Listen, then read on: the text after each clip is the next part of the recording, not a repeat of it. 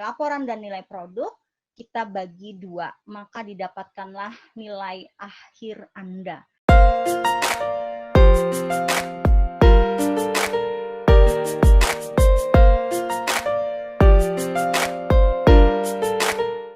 Yang terkait dengan KKN itu dituliskan di buku hariannya, di logbooknya.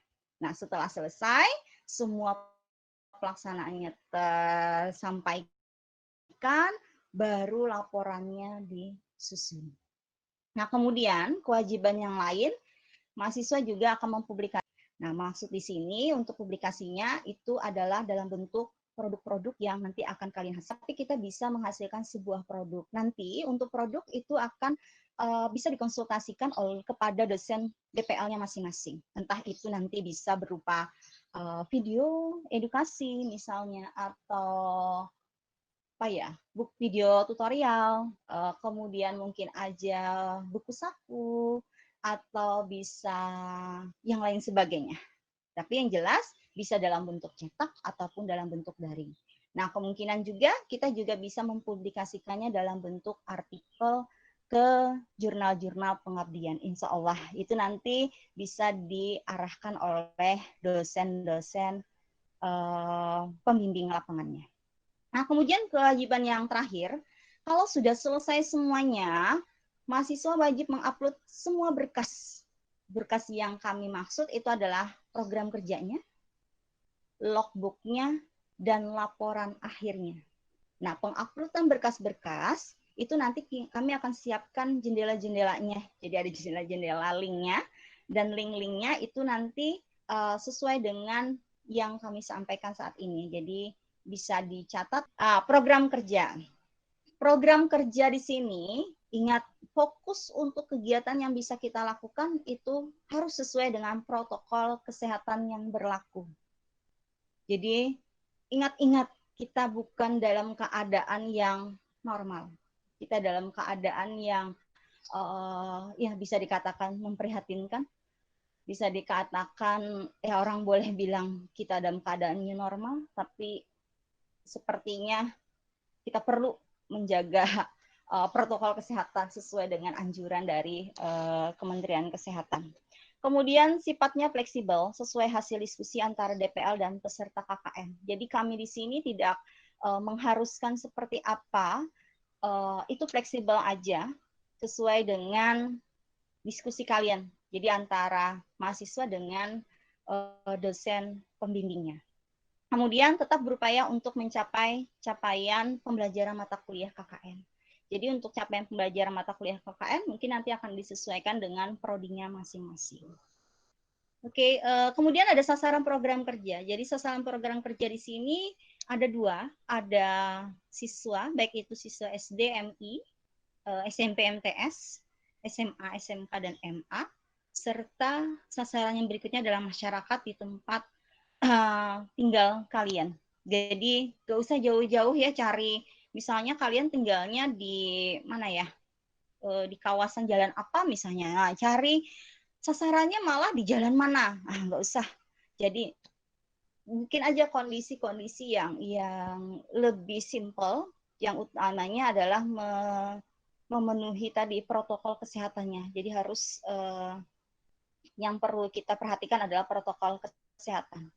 Yang penting kawasan tersebut misalnya ada punya sebuah permasalahan, nah jadi masalahnya itu bisa kita selesaikan dengan program-program kerja yang kita diskusikan tadi oleh sama dosen DPL. Kita menggunakan model tertulis dalam bentuk program kerja tadi yang diupload, kemudian logbook juga. Mohon maaf, saya lupa untuk laporan akhir langsung. Jadi ada program kerja, logbook, dan laporan akhir saja. Mode penilaiannya ada 2. Jadi ada penilaian laporan KKN secara tertulis oleh DPL untuk setiap mahasiswa bimbingannya, sama penilaian berbasis produk. Jadi ada 2 produk yang saya maksud itu, misalnya tadi bubuan mahasiswa, bubuan pian-pian mahasiswa ini misalnya mau buat apa ya, live streaming. Nah, ada videonya kan? Nah, videonya itu adalah berupa produk yang dihasilkan. Misalnya tadi apa lagi ya? Buat buku saku misalnya. Nah, buku sakunya itu adalah produk yang dihasilkan selain dari laporan akhir KKN. Jadi ada dua model penilaiannya, laporan KKN dan produk yang dihasilkan pada saat KKN tersebut. Nah, kemudian syarat kelulusan, mahasiswa dinyatakan lulus mata kuliah KKN jika memperoleh nilai akhirnya minimal 70 atau B. Jadi di bawah 70, maka tidak dinyatakan lulus program KKN. Nah, kemudian ada tata tertib KKN, melaksanakan tugas dengan tanggung jawab, dedikasi tinggi sampai akhir, dari awal sampai akhir pelaksanaan KKN. Kemudian buat konten, nah ini juga harus sopan, tidak ada unsur-unsur sara. Kemudian wajib, tolong wajib membuat atribut STKIP PGRI Banjarmasin, bisa berupa lambang, jargon, dan lain sebagainya. Misalnya mau buat buku panduan, apa misalnya, ada atribut STKIP PGRI Banjarmasin. Buat video, nah ada lambang atau jargon yang ada logo-logo STKIP PGRI Banjarmasin. Wajib ya. Kemudian di sini kita tampilkan juga cover program kerja KKN. Sebenarnya untuk lampiran-lampiran ini kalian bisa download di pedomannya. Jadi ini saya tampilkan cuma sebentar aja ya. Jadi ada cover program kerjanya, kemudian ada sistematika penulisan program kerja. Mungkin ini yang akan saya jelaskan sedikit. Program kerja KKN di tahun 2020 itu nanti yang perlu diperhatikan, yang perlu diisi itu adalah tempat pelaksanaan KKN. Nah, silahkan nanti ditulis tempat pelaksanaan KKN-nya di mana. Misalnya di masyarakat apa misalnya. Nah, kemudian ada analisis situasi. Nah, analisis situasi itu kita analisis kan misalnya gini. Bentar. Misalnya kita mau merumuskan sebuah program kegiatan. Nah, tapi kita harus lihat dulu hasil analisis situasinya seperti apa di lapangan. Nah, kita bisa mungkin kalau sempat, tapi ini mudah-mudahan masih bisa dilaksanakan, misalnya observasi, kemudian inventarisasi masalah. Misalnya kan tidak perlu juga kita langsung ke lapangan, tapi kita bisa meninjau atau melihat sendiri, oh ini ada masalah nggak, diinventaris itu masalah-masalahnya. Nah, mungkin kalau sempat wawancara mungkin di tetangga sebelah aja, atau mungkin wawancaranya lewat daring dengan masyarakat sekitarnya, lalu kita ketemu tuh situasinya. Misal, ternyata mahasiswa itu, masyarakat itu misalnya mengalami ketidakmengertian misalnya tentang apa itu gerang yang namanya COVID-19. Misal nih ya, apa itu yang namanya COVID-19? Tahunya kan COVID-19, tapi nggak tahu itu apa COVID-19. Nah, kemudian keresahan masyarakat misalnya, inventaris yang berikutnya, inventaris permasalahan berikutnya, adanya keresahan masyarakat nih dari segi kesehatan maupun ekonomi yang dampaknya dari COVID-19. Itu kan dirasakan oleh masyarakat. Masyarakat resah nih, saya ini kondisinya sehat enggak? Misalnya seperti itu. Atau misalnya dari adanya kejadian COVID ini, maka ini berdampak sekali dengan ekonomi. Nah, dari permasalahan-permasalahan tersebut, dari analisis situasi tersebut, maka kita bisa rancang program apa yang mau kita lakukan. Misal, dari yang pertama tadi kan tidak mengerti masyarakat terkait dengan COVID-19, maka kita sebagai pengabdi, istilahnya itu sebagai peserta KKN, itu kita bisa melakukan permasalahan itu bisa kita selesaikan misalnya dengan membuat video edukasi tentang struktur virusnya, supaya kenal nih. Kan nggak tahu yang namanya virus itu kan orang halus. Jadi virus itu seperti apa? COVID-19 itu kenapa kok disebut dengan COVID-19? Nah, bisa dijelaskan bagaimana cara mencegahannya. Nah, itu bisa dibuatkan dalam bentuk misalnya video edukasi atau dalam bentuk-bentuk yang lain sebagainya, atau mungkin dalam bentuk poster, kemudian dalam bentuk pamflet dan lain sebagainya. Kemudian keluhan masyarakat yang berikutnya misalnya mereka mengalami yang namanya penurunan ekonomi misalnya. Nah, masyarakatnya kan bisa kita ajak mungkin bertanam supaya nggak beli lagi misalnya nggak beli lagi produk bahan makanan, atau mungkin mereka bisa kita ajarkan jualan secara online. Apalagi nih orang TI ada di sini kan, orang TI.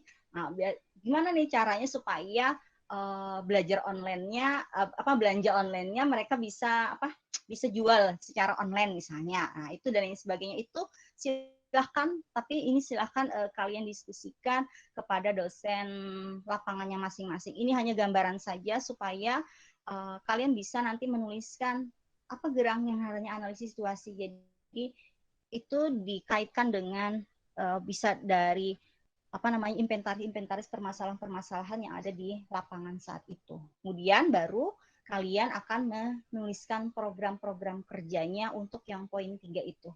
Ingat, yang diminta adalah minimal 2 program kerja. Boleh lebih, kurang tidak boleh. Nah, kemudian nanti setiap program kerja itu ada nama programnya. Silahkan nama programnya yang kita contohkan tadi. Silahkan bisa didiskusikan. Misalnya buat apa. Nah, kemudian rasional itu maksudnya latar belakangnya seperti apa. Kemudian sasarannya siapa? Masyarakat, mungkin anak sekolah, SD, misalnya SMP, SMA, silahkan. Kemudian metode pelaksananya seperti apa, tekniknya, dijelaskan di sana.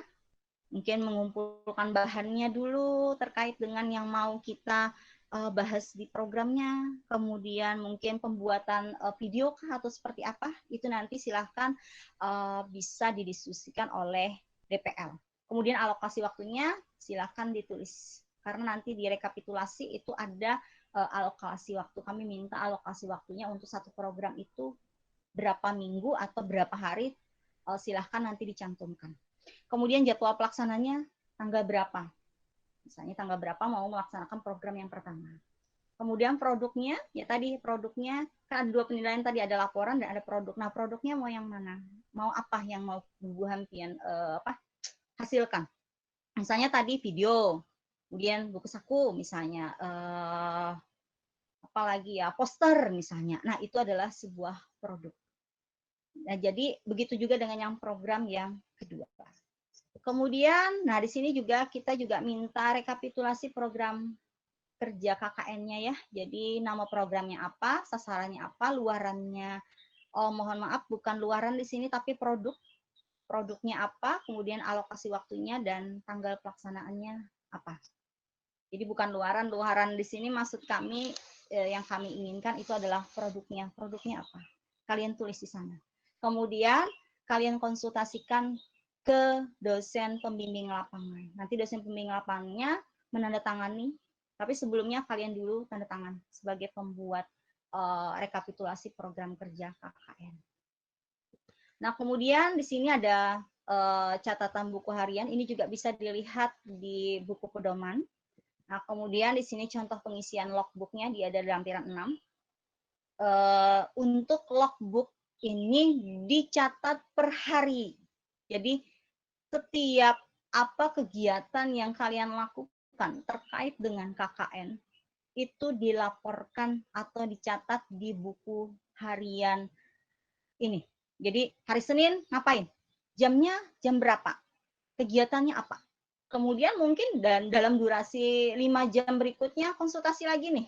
Silakan catat semuanya. Besoknya ngapain lagi?